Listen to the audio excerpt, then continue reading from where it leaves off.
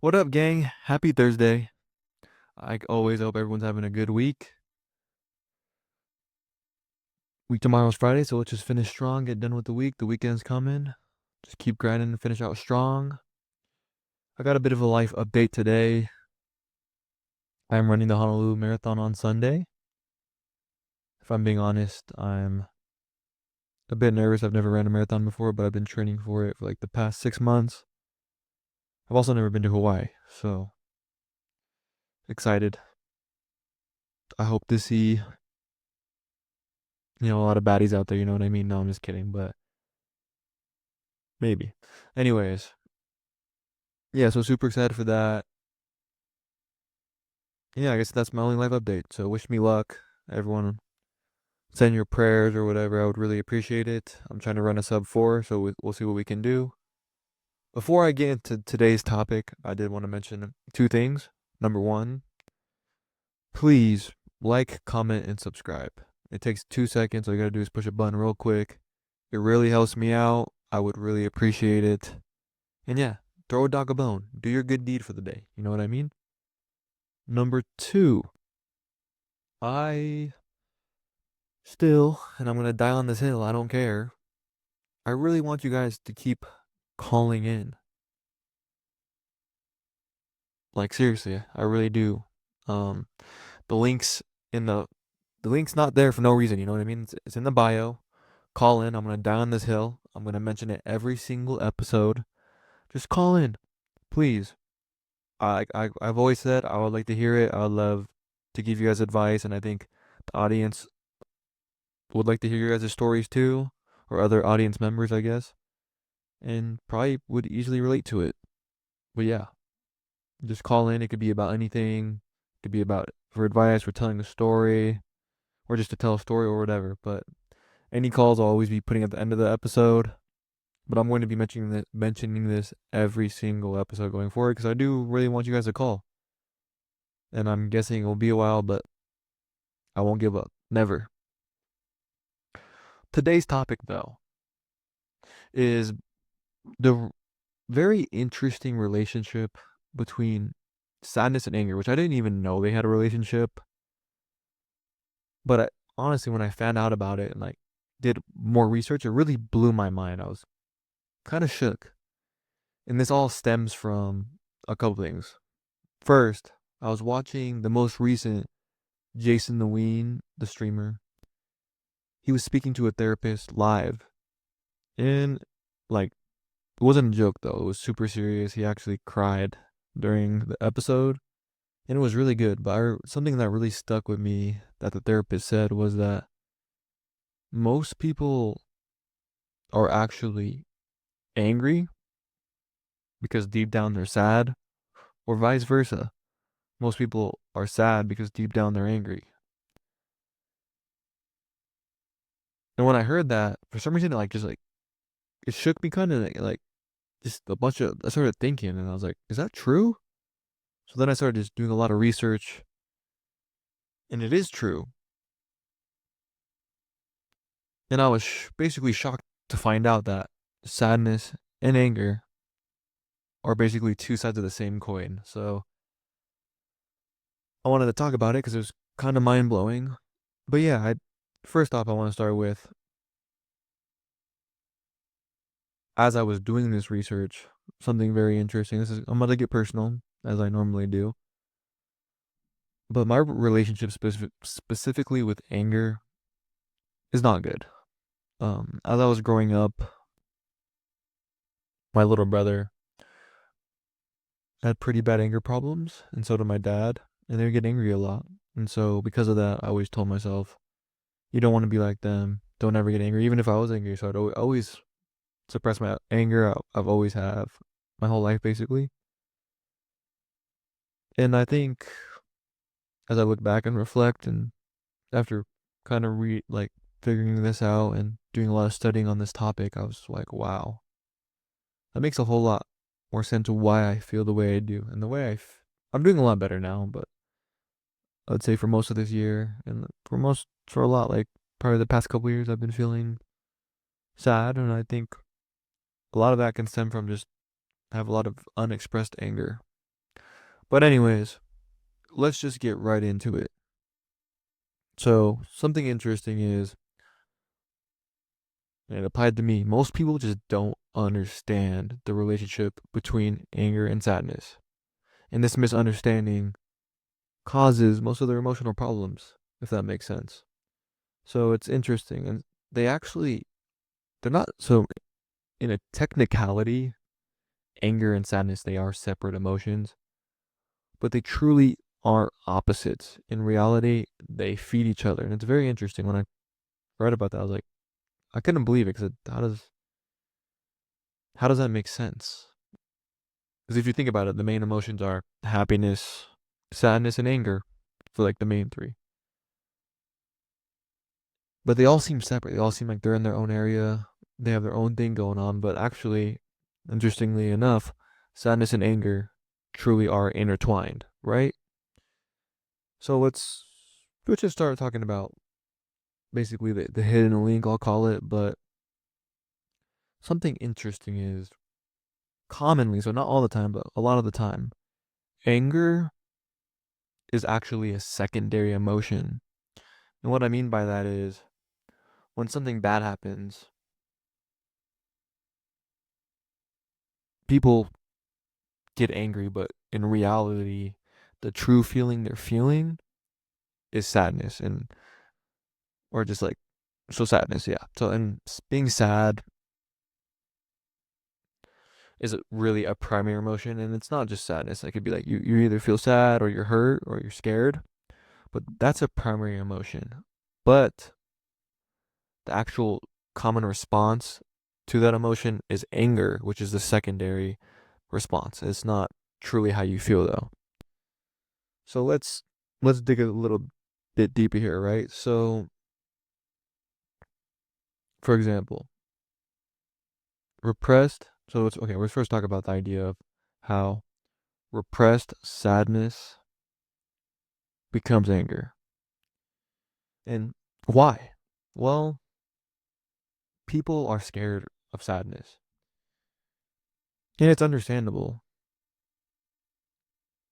Feeling sad or talking about your feelings or saying you're sad, it really makes you feel vulnerable and exposed, if that makes sense. I've gotten better about talking like about when I'm sad, but when I the interesting part is I can say it confidently, but deep down I still sometimes feel vulnerable and exposed, but I just accept those feelings of that and just keep it pushing. But yeah, most people struggle with sadness or like or feelings that are admitting that they are sad because it makes them feel vulnerable, and that's understandable. It's I know, I guess you probably know yourself, and I know a lot of people who have a hard time admitting when they're sad or even just talking about when they're feeling any type of way. But anyway, so sadness, people don't have a hard time because it makes them feel vulnerable, right?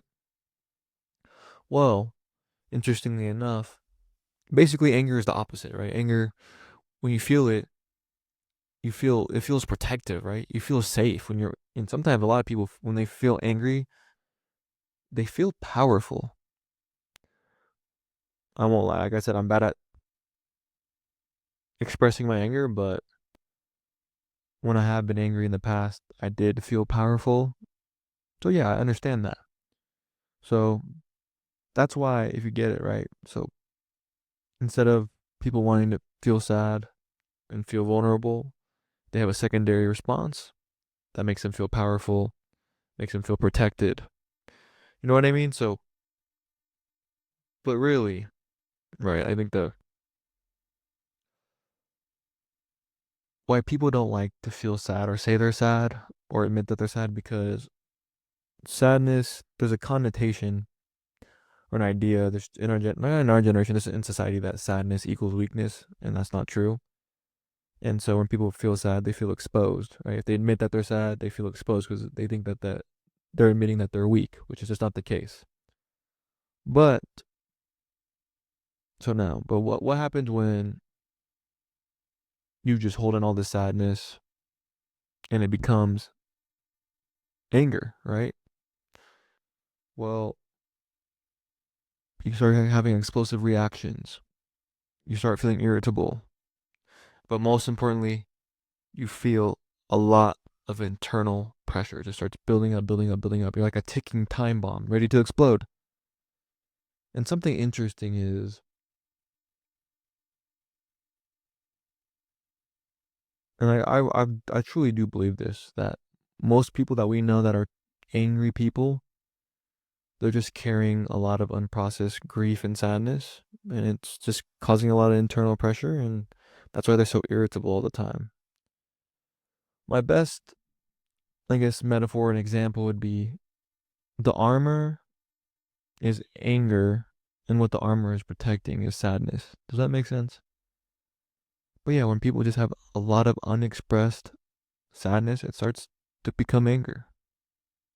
Because those emotions have to go somewhere, right? And there's the pressure of that sadness starts building up and it starts changing into anger. Now, something that, well, I guess the next, so yeah, that explains how basically that's the relationship between sadness turning into anger when you have a lot of unexpressed sadness. Now, on the contrary, something that truly applies to me is a lot of anger turning into sadness, right? So, like I said, I have a hard time expressing anger.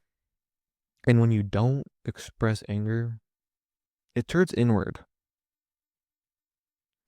And I think why people have a hard time expressing anger in the first place is it just stems from either trauma, how you were raised in your childhood, or just your relationships. But the most common thing I could say is maybe an example of what I mean is your family was your family taught you that anger, you should never be angry, and angry feeling anger is bad, right? For me, it's also from my childhood and relationships, but mostly that I had people in my household that were angry a lot, so I didn't want to be like that. But when you hold in all this anger, right? It turns inward and it starts becoming a different feeling, hopelessness, depression, and something that I think is most common is self pity, and you start turning it inward on yourself. You start talking bad about yourself, and that makes you sad, right? So interestingly enough, like I think the most common thing, or like the best example of this self pity is when someone tells themselves, "Oh, you've never been able to stand up for yourself. You can't stand up for yourself." And yeah, I mean, honestly, a lot of these people, right, and I guess people who can't stand up for themselves deep down are boiling, and these types of people, they're everyday people. And what I mean by that is, I believe the most easygoing, passive people you know, and I'm one of them. I'm truly easygoing. I'm truly passive. I rarely snap. I rarely get angry, or even never get angry. But deep down, they're boiling inside. Does that make sense? But they just have a hard time expressing that. So instead, they just try to be passive and easygoing. But at the end of the day, that actually makes things worse. But yeah, so that's two ways. So I guess those are the very interesting things or relationships between anger and sadness, which I never thought. Like I didn't know sadness can become anger and anger can become sadness. But yeah, we gotta stop repressing. I'm working on it, but yeah, in this cycle, right? It's because I look back on my life, right, and I didn't have this understanding before of this relationship, but I realized I've been caught in a cycle, right? And there's, like I said, the two cycles. If you avoid sadness, it creates internal pressure and it becomes anger. If you avoid anger, it turns inward and it becomes sadness. And people over time, and I like to bring this up a lot. Like I can call it a habit, I could call it a routine, but when you go through these cycles all the time and you keep feeling in, like, for example, most people are stuck in this cycle where they're stuck between these two emotions. Over time, the brain has to cope, you have to cope, and it starts becoming routine. It starts becoming normalized, and you can't even tell anymore. So a lot, like I said, a lot of people are just stuck in this cycle and they don't even know it. And like perfect examples of this, and when I say these things, you might think of someone might pop in your brain, but a great example is when someone yells, or so, sorry, when someone yells, right, and right after they yell, they start crying because that anger was covering up their sadness. Another great example: when someone is depressed, but they're easily irritated, that's because their sadness is there's basically they're angry, but it's been pushed in so much now they're sad, but it kind of shows though when they're so easily irritable. But yeah, we just gotta get out of these cycles. It's very interesting. I think a lot of the time to talk about these things, it's like, is it really that simple? Is it? And it kind of is, and it's shocking. But yeah, nobody really, or a lot of people don't understand these cycles. I do a lot of research about a lot of these topics, and I don't, I did, I just learned about this, and I found it very interesting. So yeah, we just gotta realize this cycle and break it. So I guess the next thing we could talk about is why people struggle so much with their anger and their sadness, right? And I think, as I mentioned before, about how in society there's a stigma that sadness, if you're sad, it means you're weak. If you cry, it means you're weak, right? But and so that makes people scared, right? They're scared of feeling sad because it makes them feel like they're weak or they're exposed, and it makes and they don't want to. I mean, no one wants to feel weak or exposed, but it's just a stigma. Just because you're sad doesn't really even mean you're actually weak. I think the strongest people can truly admit they're sad. That's just being keeping it 100, keeping it a buck, and that's actually tough. That ain't weak. And then for me, right? Because I've seen it before. I've always been scared to express anger because it feels dangerous. It feels confrontational, and that's just comes from trauma from seeing my brother get violent, seeing what whatever, seeing family members when angry take it too far and confrontations are happening and bad things are happening, and yeah, so I'll admit it. I've been scared to express anger. I'm bad at expressing my anger, but so that's why this was like so mind blowing to me because this I honestly have never really thought about it until I heard that therapist mention that and I was like shook. But anyways, right, when you are scared to feel sad or you're scared to feel mad, you never truly feel fully feel these emotions. You never actually dig in and dive deep into these emotions. You just kind of are in these half emotions, not really like you sort of feel it, but then you just push it to the side, right? But this leads to some pretty negative consequences, and I see this in a lot of people. One, right? You become emotionally numb since you're stuck in these half emotions all the time, and you're never really truly feeling an emotion. Like I said before, you start building a routine, you start building a habit. Next thing you know, you're just emotionally numb. Next thing you know, you don't feel anything. Next thing you know, deep down, you feel a lot, but you pretend or you just ignore it and push it to the side. You never feel anything. Another thing, on the contrary, you are emotionally volatile. And I know so many people who can you get them to flip a switch and they just explode, right? And that's not good either. But more importantly than all of that, you lose emotional clarity. And when you don't have any emotional clarity, when there's no clarity in your life, especially just with yourself, you're gonna feel lost. You're gonna get depressed. And you don't want that, right? So to really combat this and kind of figure yourself out, you gotta start self-reflecting. You gotta start having some self-awareness. And that's hard. That's one of the skills that most people have a hard time with, but you got to. And what does that mean? How do you self-reflect about these kind of things? What do you got to ask yourself? Well, you should first ask yourself, what is your relationship with anger or sadness? When's the last time you expressed your anger? When's the last time you cried? Right? When's the last time you could truly admit you were sad or you're angry? When's the last time you told someone you were sad or angry? When's the last time you told yourself you were sad or angry?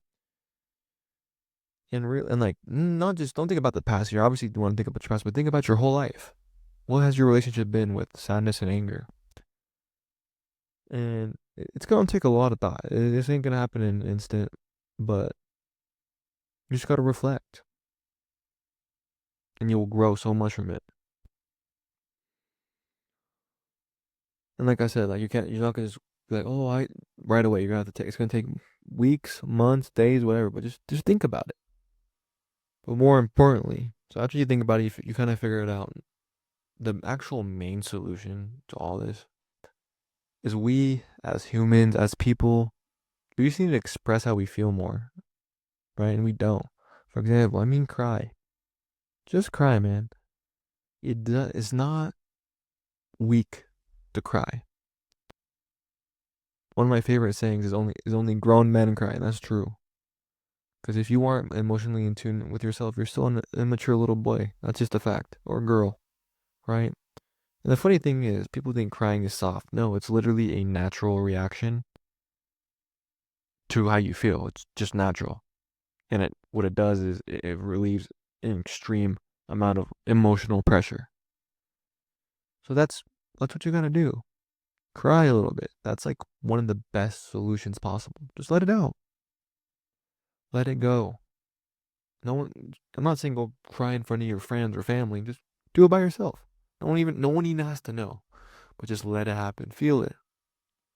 And on the other side, right? For people like me, how do I or like what do I need to do? Well, I need to express my anger. And I think expressing your anger is a bit different because when you cry, right, you can cry by yourself. It doesn't affect nobody. But a lot of people, when they express their anger, they do it in an unhealthy way where they basically hurt somebody. And you can't do that. You got to do it in a healthy way. And that could be a lot of things. Maybe I'll go to the boxing gym and hit the bag for a while. Maybe I'll just write down how I feel and go crazy and then like say a bunch of crazy stuff. Maybe I'll just call my best friend and tell him, look, I need to rant. I need to go off. I need to explode. I'm not going to explode on you, but I'm just going to explode. I need you to listen and just be there for me. Or maybe I just need to go to a rage room. Something. Just go destroy a bunch of stuff. Who knows? But once again, bringing it back to the idea of clarity, right? Once you cry, once you express how you truly feel, you get a bit more clear. Things become clear. You start to see yourself in a better way. You start to understand yourself a bit better. And I believe that's kind of all what we want, especially Gen Z. We want to understand each other better. I think, sorry, not each other. Well, understand each other, but understand ourselves. I think our parents and the parents or grandparents, they didn't understand themselves well because their generation wasn't as woke or just as educated on these things. Most of them probably thought therapy was fraudulent, was a legit scam. They actually probably thought so. But as we get smarter and people start talking more about how they feel and people can be, or people starting to be more honest, especially in social media, we start to understand each other better and ourselves better. That's just the main goal. But yeah, like I said, I just wanted to talk about this. Like to think about that. Because I always thought, like I said, emotional and anger were on opposite sides, but they're really intertwined together, and they reflect each other, and it's just was mind blowing. So I just wanted to share with you guys. Hopefully, some of you guys find this interesting. Maybe you'll take a couple pointers from this. But yeah, thanks for watching. Like as always, have a good rest of your week. Have a good weekend, and I'll talk to you later. Peace.